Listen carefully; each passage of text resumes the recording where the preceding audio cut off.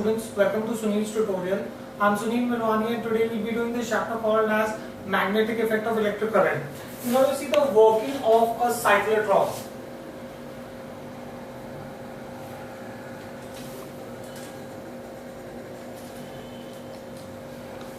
Now, cyclotron. First of all, what is a cyclotron? Cyclotron is a device which is used to accelerate a charged particle.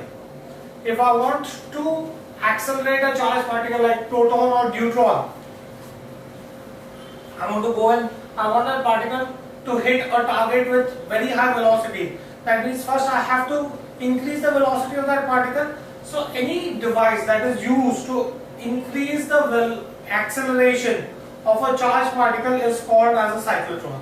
So what is a cyclotron? Cyclotron is a device.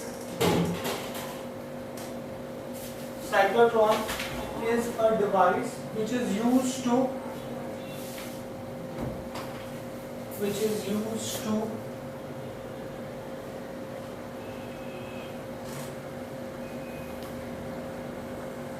accelerate charged particle like proton, neutron.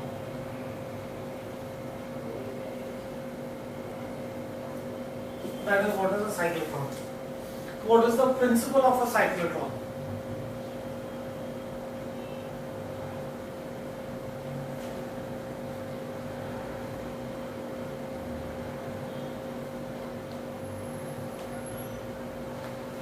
What is the principle on which a cyclotron works? A cyclotron works on the principle that a positive ion can acquire sufficiently large energy with a comparatively small alternating potential difference and make it cross some electric field. Right? If I give a positive charge some alternating current, then it will move to and fro. Now while it is moving to and fro, if I make it cross an electric field, then due to the movement of a particle, a positively charged particle in an electric field, continuously its acceleration will increase. That is the principle it is based on. As I show you the working, you will understand that. It is based on the principle that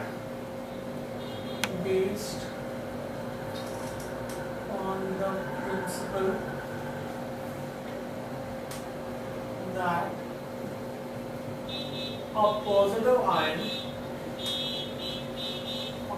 ion can acquire sufficiently large energy,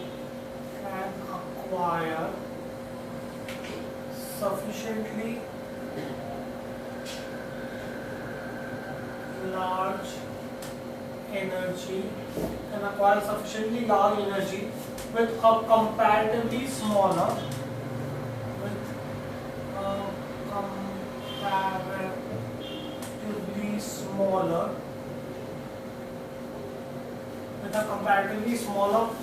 alternating potential difference.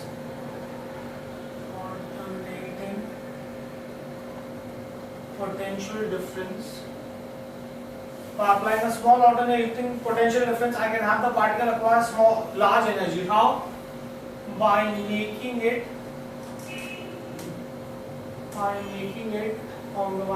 them cross the same electric field.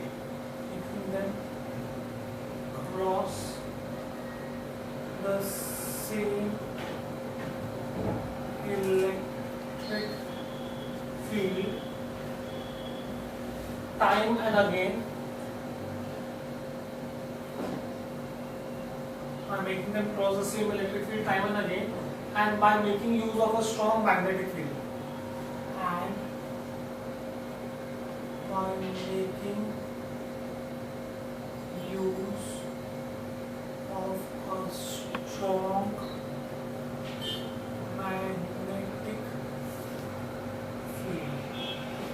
That's the principle of a cyclotron, right? Let's see the construction of a cyclotron.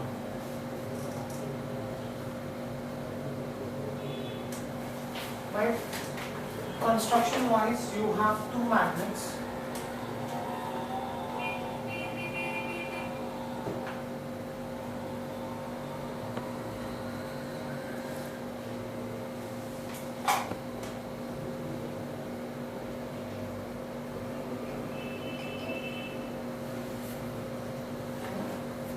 You have a high frequency oscillator that is connected to it.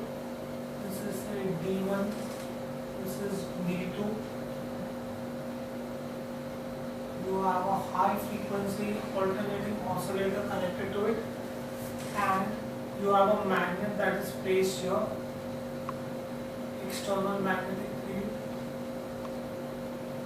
That's my north pole of a magnet, and here you have south pole of a magnet.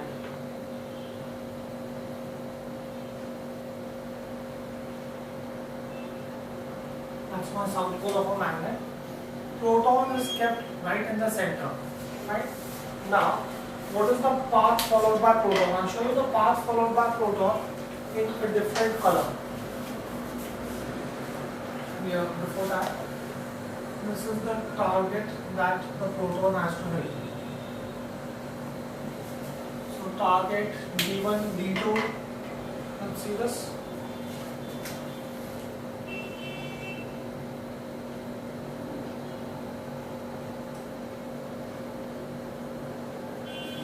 That is the path that is going to be followed by the proton, right? Okay, so that is the construction of a cyclotron. Let's try to see what is this made up of. It consists of two D-shaped semicircular metal chambers which are called as D1 and D2. The two Ds are placed horizontally with a small gap separating them, right? There is the proton which is placed in the small gap with a small gap separating them. The Ds are connected to high frequency AC source and which produces electric field in the gap, right? Now the Ds are enclosed in a metal box containing gas at low pressure. The box is placed in a strong electric field between north and south pole of the magnet, right? The magnetic field is perpendicular to the plane of the D. That is the entire construction of it. Simple, you have two hollow metal shaped semicircular metal chambers with a gap in between, high frequency oscillator between them, and the entire thing is enclosed in a metal box at low pressure, and the metal box is kept in the presence of an external magnetic field. Very simple construction. Let's try the construction now. It consists of two D-shaped hollow semicircular. It consists of two D-shaped hollow semicircular metal chambers. Semicircular metal chambers. D1 and D2 called Ds, right? The two Ds are placed horizontally. Two Ds are placed horizontally. The two Ds are placed horizontally with a small gap separating them. With a small gap separating them, right? The Ds are connected to high frequency AC source. The Ds are connected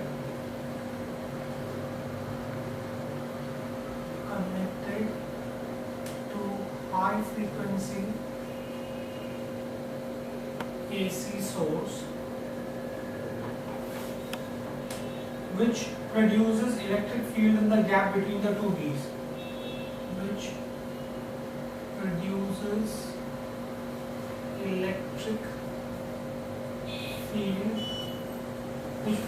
electric field in the gap between the two Ds.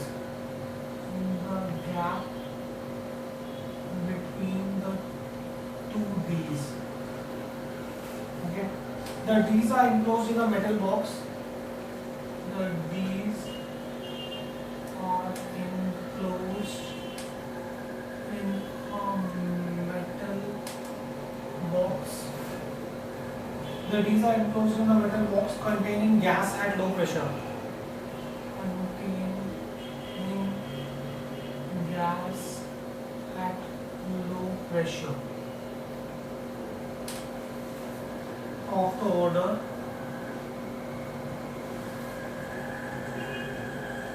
N to the power of -3 mm of mercury. Right? The box is placed in a strong magnetic field. The box is placed in a strong magnetic field. The box is placed in a strong magnetic field produced by two pole pieces. Produced by two pole pieces of strong electromagnets.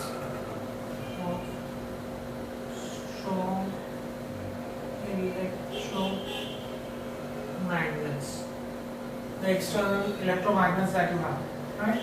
The magnetic field is perpendicular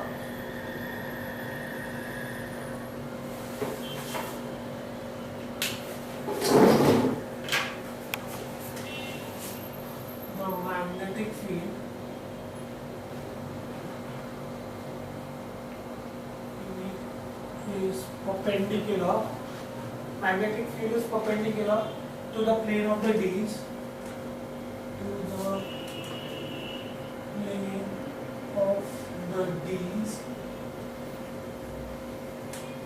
P is placed in an ionic source.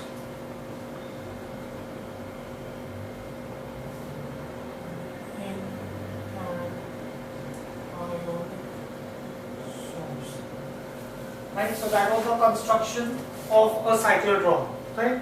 Now let's see the working of a cyclotron.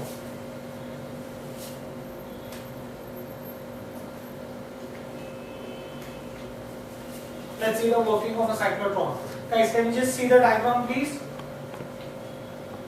Now, the positive ion to be accelerated is placed at point P. Okay. Now, suppose at that instant D1 is at negative potential and D2 is at positive potential. Now, due to this, the ion will be accelerated towards D1 because opposite charges attract each other. P is a positive charge, right? At a particular instant, D1 is negative potential, D2 is positive potential. The positive charge will move towards the negative terminal, right? So, due to this, the ion will be accelerated towards the D1. On reaching D1, the ion will be in a field of free space. Hence, it moves with a constant speed. Once it goes into D1, let's assume it moves with a constant speed v. The magnetic field is perpendicular to the plane of the D. Now, as it is moving, there is some external magnetic field also. Hence, the direction of the motion of the ion will be circular. When you have a charged particle moving in the presence of two fields, you will have torque produced, and that is the reason why there will be a certain torque produced, right? Okay, let's write this one down. Okay, why you have a torque produced and why does it move towards D1, right? The positive ion to be accelerated,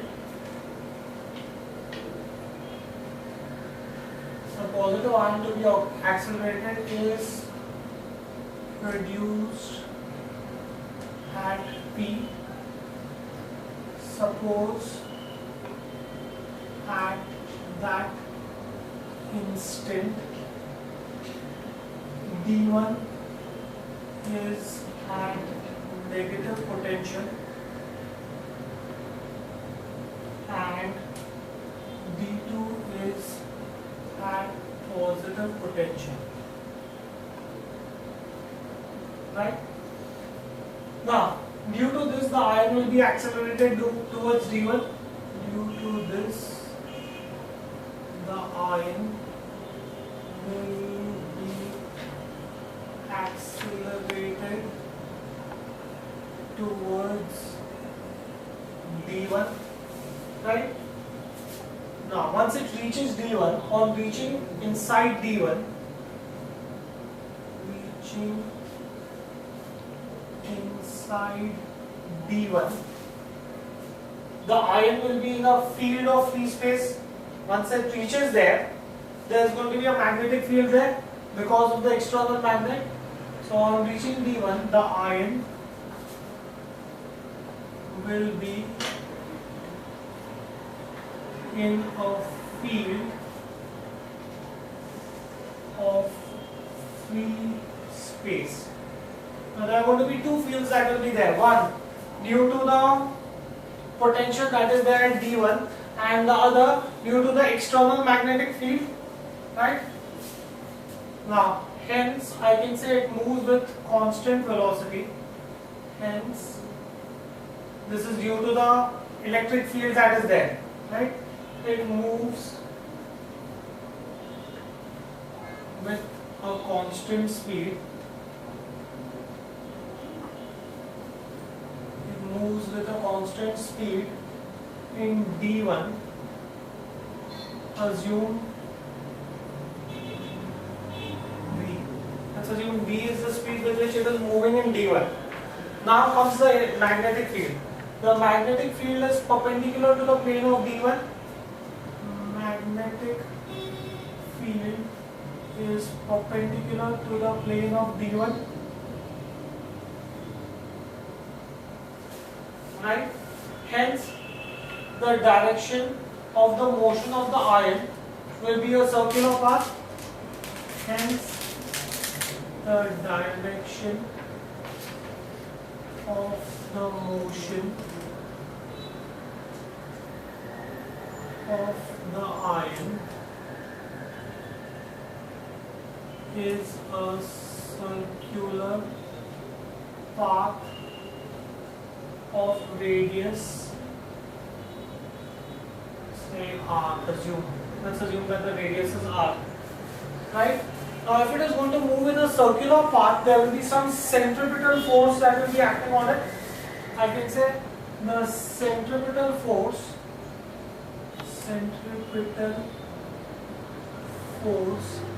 is given by external magnetic field, charge and velocity is going to be nothing but mv square by r. This is the centripetal force. What is generating the centripetal force? The external magnetic field, the charge and the velocity with which it is moving. Thus I could say that r cross multiply v and square gets cancelled is mv upon dq. This is the radius that is going to be followed by the charge. Now the time taken by the ion to describe a semicircular path, the time taken by the ion to describe a semicircular path of radius r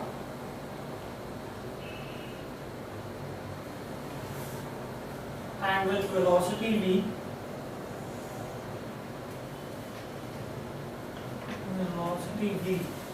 time. Now semicircular path, the entire distance that it would have covered would be the circumference, which is 2 pi r, but here d1 is just half the circumference, so that will be pi r, right? Now we know that time is distance upon distance. This is going to be pi r upon velocity.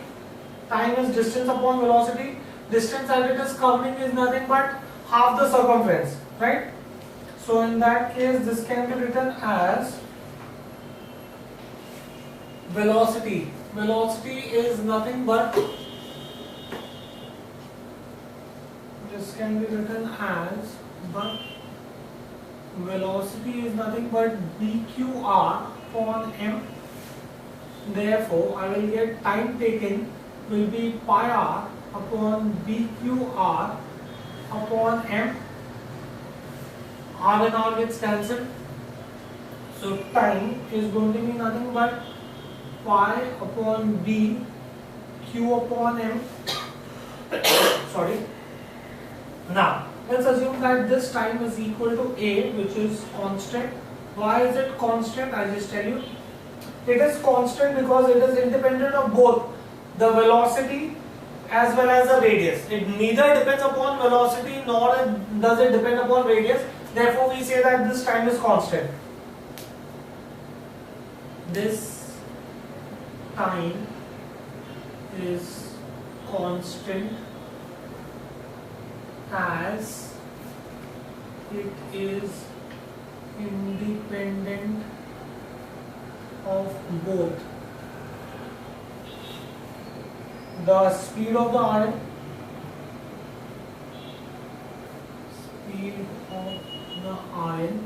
and the radius of the semicircular path. The radius of the semicircular path. Right? Therefore, it is independent. Now, after traveling the semicircular path, the ion will arrive at the gap between the two D's.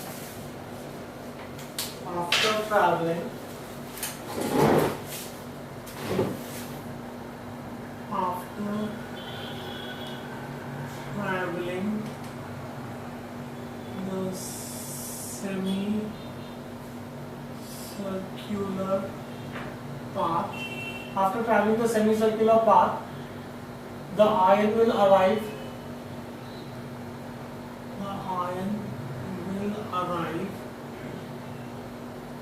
at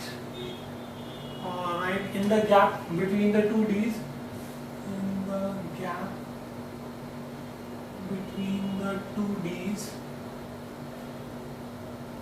Right? So when it does so, the polarity of the D's is reversed. That means at that point you will have D2 that will become negatively charged and D1 will become positively charged. Right? Do we get this thing here?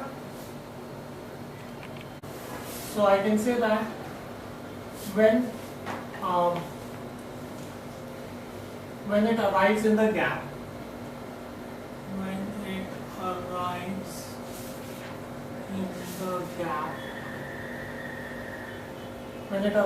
gap, the polarity of the D's is reversed.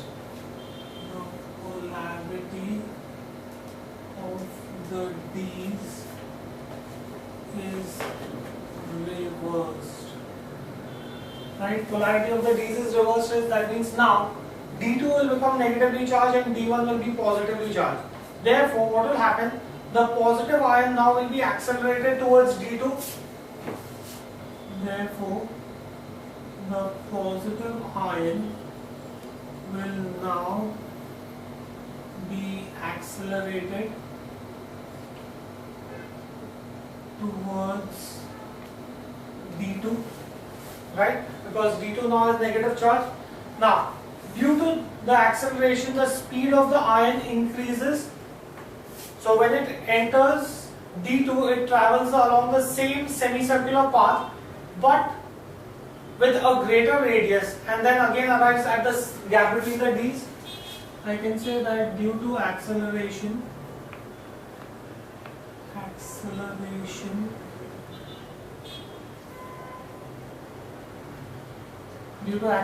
the speed of the ion increases. The speed of the ion increases, right? Thus, when it enters in D2,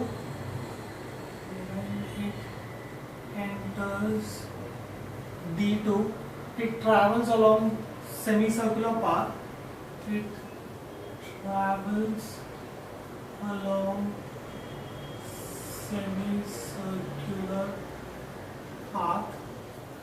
But it travels along the semicircular path of greater radius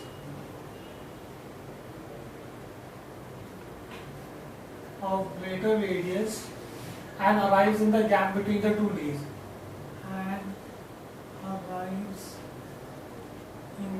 gap between the two D's. Right? Now once that is done, at that instant, again the polarity of the two D's is reversed. At that instant, the polarity of the two D's is reversed. Two D's is reversed. Right?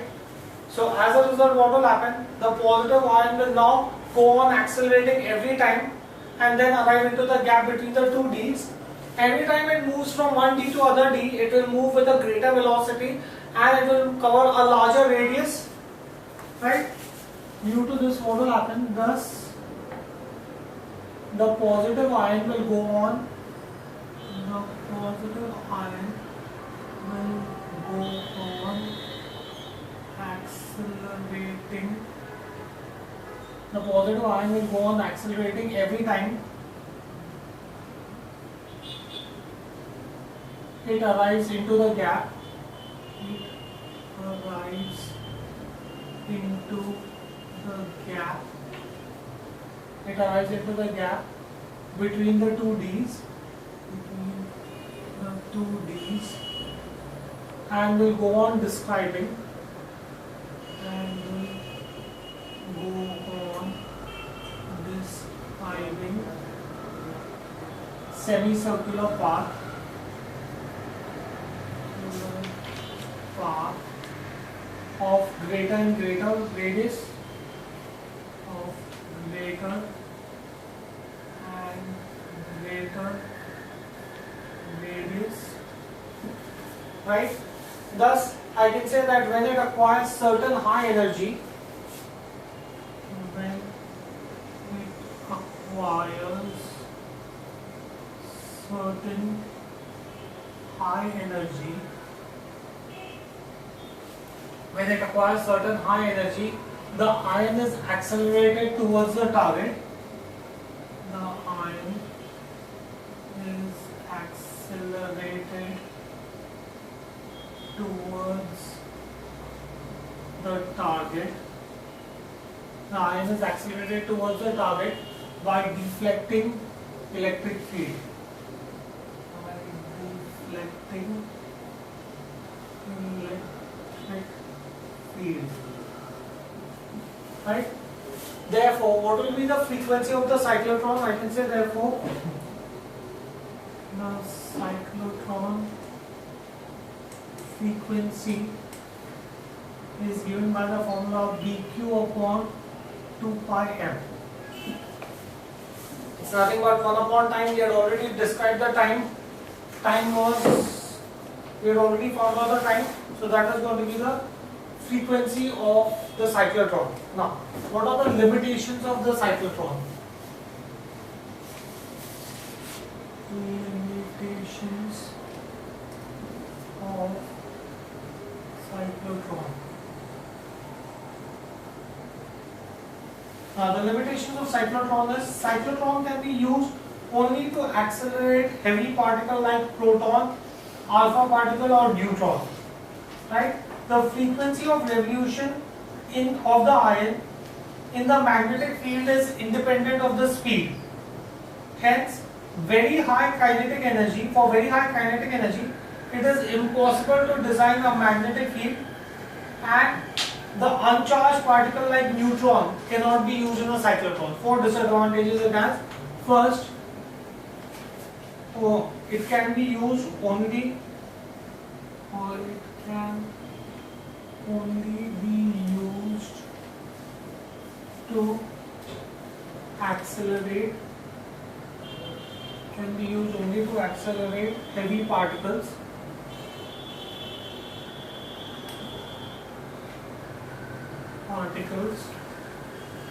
Like proton, alpha particles,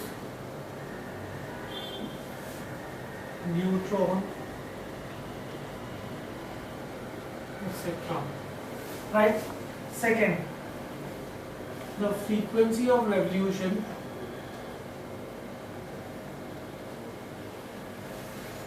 of a cyclotron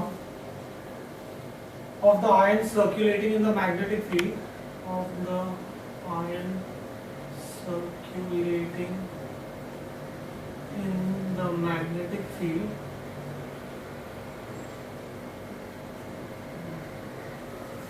is independent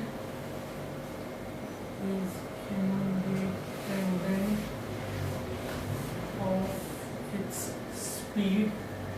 If you see the formula for frequency, there is no V in it. So it does not depend, the frequency does not depend upon the velocity. Second, for very high kinetic energy,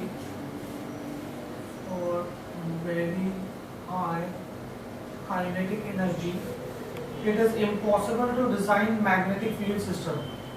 It is impossible to design magnetic field system.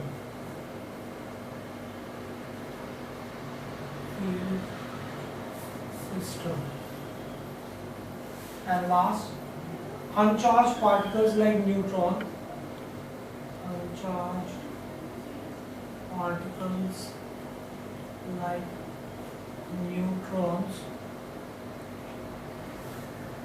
cannot be accelerated.